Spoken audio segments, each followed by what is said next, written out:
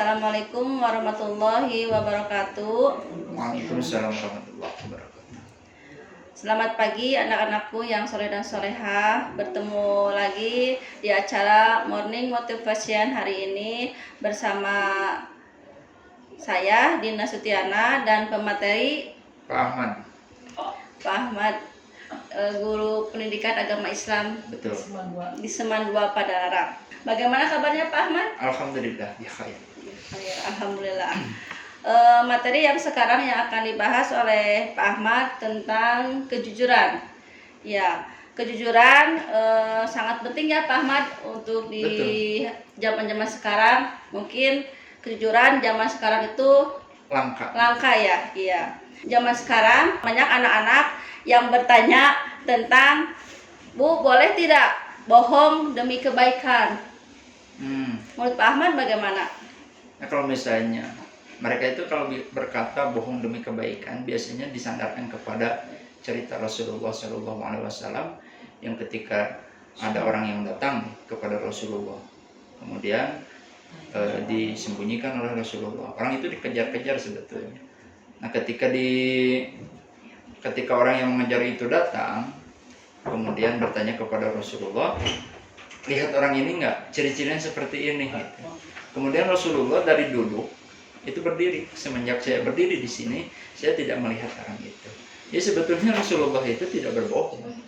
Kalau misalnya Rasulullah berbohong, artinya sifat sidiknya Rasulullah hilang. Kan mustahil Rasulullah berbohong. Itu hanya sekelumit cerita tentang kecerdasan Rasulullah. Jadi kalau menurut saya pribadi, tidak ada dasarnya ketika orang mengatakan bahwa saya bisa berbohong untuk kebaikan. Gitu, Budin. Oh, jadi berbohong demi kebaikan itu tidak ada ya sebenarnya. Iya. Yang kedua, boleh tidak aib orang itu diungkapkan atau dibicarakan lagi kepada orang lain? Asal aib. Iya, aib misalkan ghibah, seperti itu. Nah, kalau misalnya kita lihat dulu konteksnya seperti apa. Kalau konteksnya kita ingin bergosip gitu ya, membicarakan aib orang lain, itu pastinya tidak boleh. Nah, kalau misalnya dalam konteksnya kita menjadi saksi gitu ketika di pengadilan, kebayang nggak kalau misalnya kita ditanya hakim, saksi bagaimana kejadiannya seperti apa? Pak Hakim, nggak boleh dong, kan nggak boleh memberitakan atau memberitahukan aib orang lain gitu. Mau beres kasusnya gitu. Nah, makanya kita lihat dulu konteksnya seperti apa. Gitu. Kalau misalnya kita diminta untuk menjadi saksi atau ada orang mau nikah, kemudian ditanya dulu ini sifat aslinya gimana, sedangkan kita tahu ya beritahukan sifat aslinya bagaimana, itu untuk kebaikan yang akan menjalani pernikahan gitu. Nah, kalau misalnya dengan tujuannya ingin sengaja membicarakan keburukan teman gitu, nah itu yang tidak boleh. Jadi tergantung bagaimana situasinya. Oh ya, jadi tidak boleh ya Pak Ahmad untuk membuka aib orang lain. Yang ketiga, contoh banyak kan ya zaman sekarang jujur itu sangat penting ya. Zaman sekarang ada tidak sih orang jujur di zaman sekarang seperti jujurnya Rasulullah Shallallahu Alaihi Wasallam?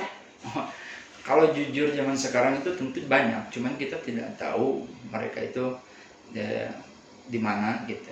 Tapi ada sekelumit kisah tentang orang-orang jujur, seperti contoh kemarin seorang cleaning service di KRL yang bekerja di KRL itu pegawai kontrak menemukan uang 500 juta. Dia kembalikan, pas ditanya apa alasannya sampai dikembalikan, oh ini bukan hak saya, ini hak orang lain.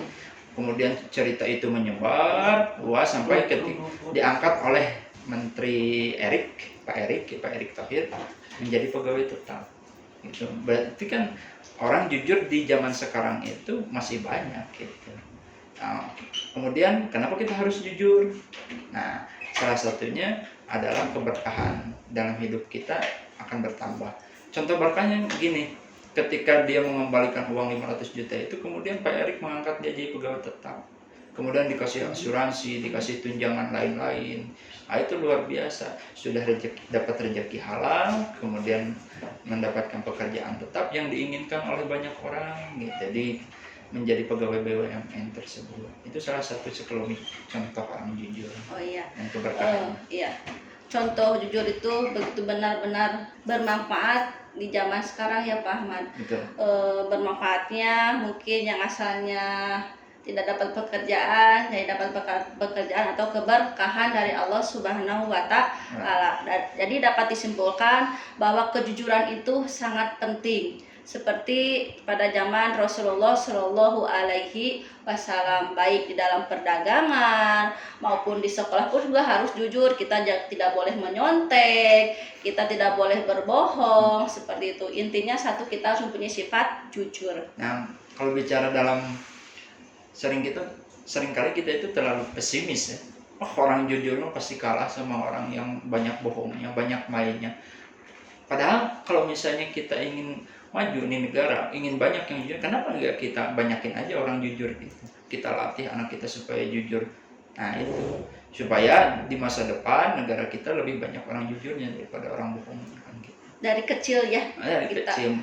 mempunyai Ibda sifat binafsik jujur dari ya. diri kita dulu, kemudian dari keluarga kita. Kita sebagai guru, kita melatih anak supaya jujur. Saya lebih menghargai Anda mengerjakan tugas seadanya dan dikerjakan oleh diri sendiri, seperti itu gitu. Ya mungkin intinya jujur sangat penting ya untuk sekarang. Mungkin itu yang bisa disampaikan. Mudah-mudahan bermanfaat. Kita akhiri dengan bacaan Alhamdulillahirobbilalamin. Alhamdulillah. Assalamualaikum warahmatullahi wabarakatuh. Waalaikumsalam warahmatullahi wabarakatuh.